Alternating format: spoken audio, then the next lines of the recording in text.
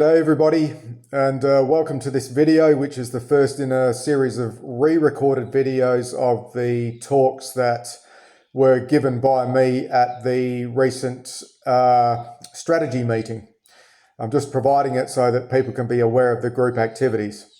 So this particular video was a review of the group activity or group update over the last year, running for about 15 minutes. So then we move on to a discussion of bills, and then later we moved on to things that we actually produced and consumed, or able to produce and consume, and these will be published on the Facebook group. So last year was actually a fairly active year. It was basically, as the leading proponent of the group, I have made contact with, I would guess, more than 50 individual people with a focus on one-on-one conversations, describing what we want to do, sounding people out, giving some basic information and making offers of participation. And of those people, we have more than one who are interested in the group and willing to participate.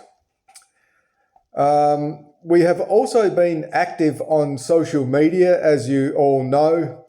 There have been regular posts being made, and we've actually had some good comments on some of the posts. I've also been active on social media outside of the information portal with purported freedom groups in Australia, with some degrees of success. And those of you who have signed on from those groups, you're most welcome to join. I also was successful in contacting one major follower who has 5 figures of followers on social media, who was attending in Port Lincoln at one stage, who actually came to the farm, and we actually did an exchange with this person. We also recorded a video of that exchange, which this person promised to put on social media to promote the group, but has not been able to do so due to this person's time and resources being allocated to other important priorities.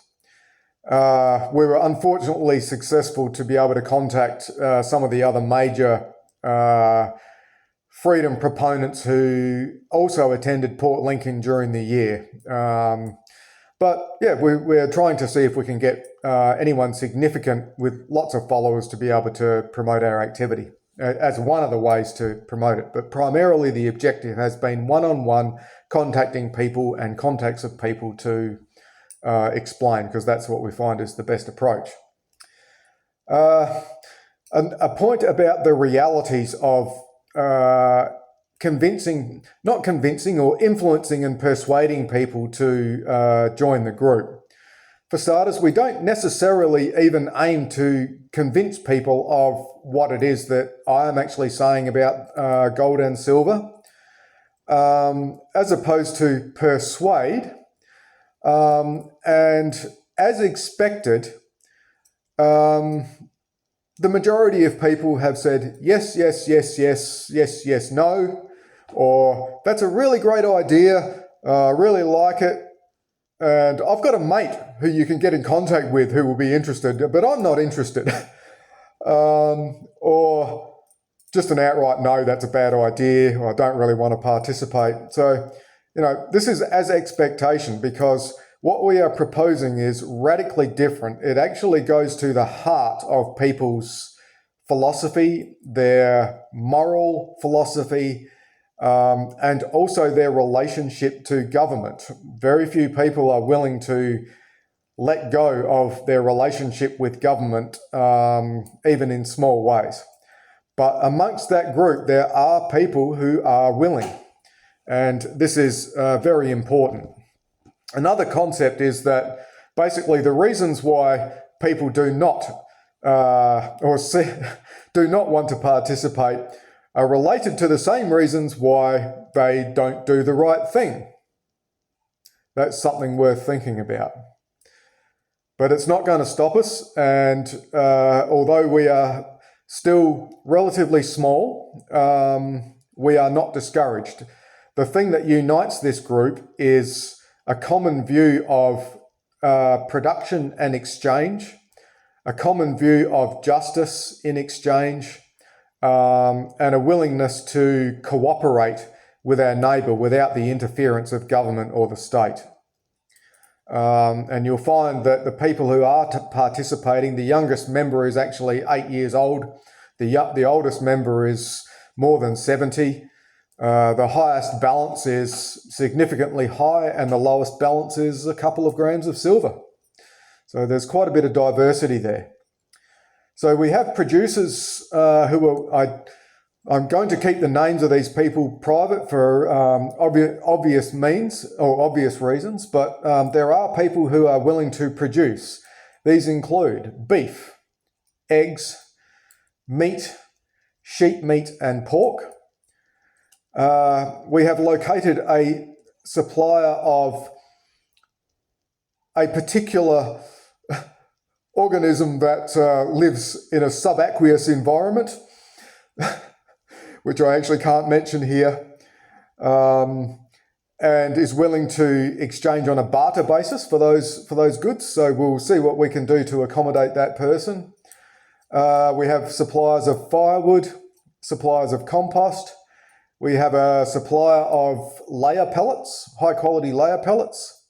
We have suppliers of wheat and lupins.